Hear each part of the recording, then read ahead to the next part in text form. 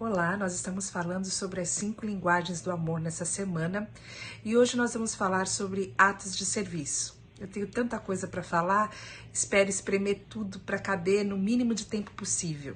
Mas os atos de serviço são, sem dúvida, a mais desafiadora linguagem do amor.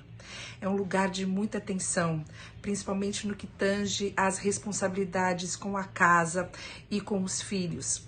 Atos de serviço demanda muito de nós, reclama às vezes uma mudança de mente, mas principalmente uma confrontação com os nossos estereótipos. E a gente tem uma via de duas mãos. Temos que pensar que a linguagem do amor é não só daquele que expressa amor, mas também daquele que recebe o amor através dessa linguagem.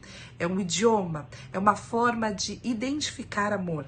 E quando nós pensamos nos serviços e na prestação de serviço de cuidado que é feito, principalmente dentro, na esfera da casa, nós sabemos que muitas vezes as pessoas estão tão cansadas que elas tiram do serviço a expressão do amor.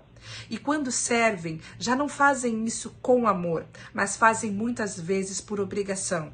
E isso se torna extremamente pesado. Isso se torna um lugar de crítica, ali se torna um lugar de exigências, um lugar de cobranças, um lugar onde as pessoas impõem atitudes umas sobre as outras e não raras vezes esse é um lugar de extremo conflito familiar, não só entre maridos e esposas, mas também entre pais e filhos. E é importante a gente identificar a necessidade de entendermos a linguagem do amor do serviço e expressar o amor também através do serviço. Se você pensar, há muito mais cobrança com relação à participação em algumas tarefas, principalmente as tarefas da casa, do que quanto a elogios, quanto a presentes, por exemplo. Há uma necessidade. Quando alguém critica, quando alguém reclama, quando alguém cobra, essa pessoa está de alguma maneira pedindo que os seus tanques de amor sejam cheios. Existe uma pessoa extremamente carente que está implorando um pedido de ajuda, porque essa pessoa que pede ajuda, ela está pedindo para ser amada, ela está pedindo uma participação, ela está pedindo um alívio. O erro é quando nós exigimos, o erro é quando nós impomos, porque o amor é sempre decisão.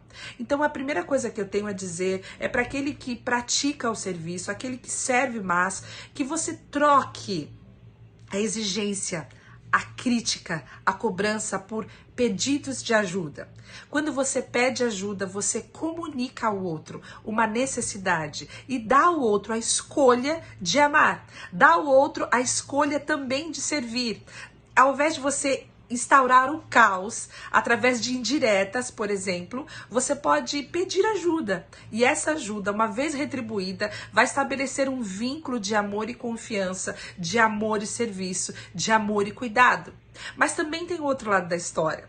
O outro lado da história é que, devido às mudanças que nós tivemos sociais nos últimos anos, houve uma mudança também nos estereótipos de homem e mulher. Como que era a figura do homem e da mulher antigamente? O homem saía, ia para casa trabalhar, trazia todos os recursos e as provisões para o lar, e a mulher ficava em casa. Ela ficava em casa cuidando dela, ela ficava em casa cuidando da casa e ela ficava em casa cuidando dos filhos.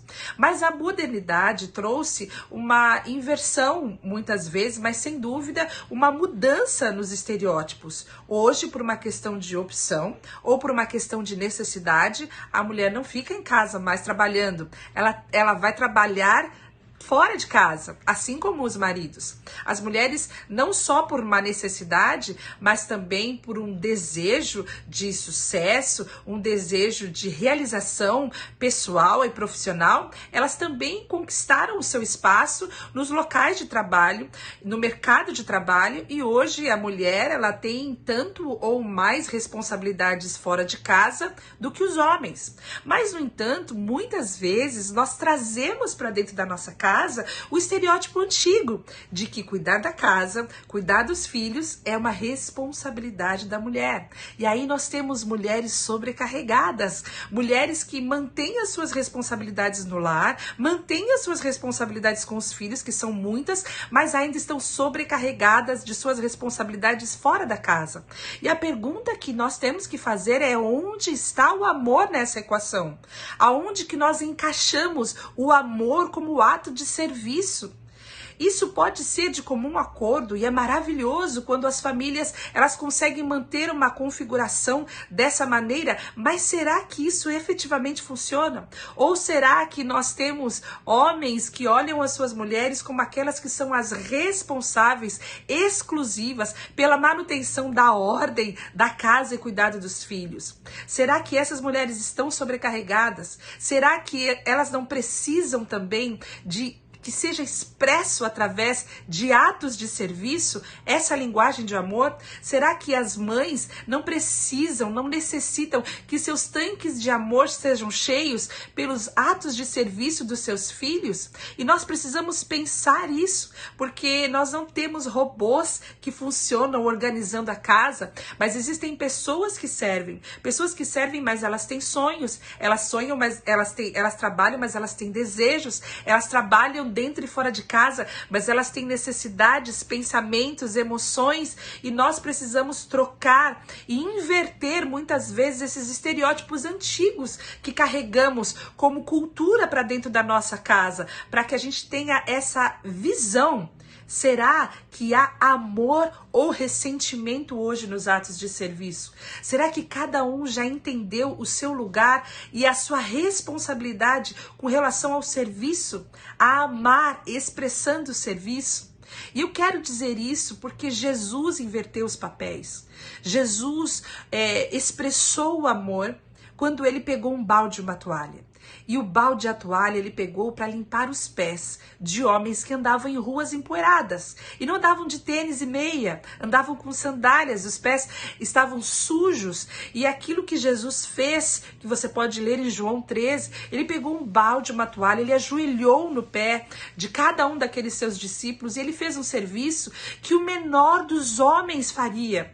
E antes, um pouco antes, ele tinha explicado para os seus discípulos que no reino o maior é aquele que serve. Então nós precisamos pensar, será que nós temos tido uma conduta de serviço e de amor? Porque Paulo fala, sirvam uns aos outros em amor. O serviço é uma necessidade, o serviço é uma responsabilidade, mas ele está sendo feito como uma linguagem de amor? E nós precisamos perguntar, você ama? Você ama e dá presentes. Você ama e expressa através de elogios. Você ama e prepara dias e noites e viagens especiais. Mas será que você ama e você expressa isso através das suas ações e do serviço?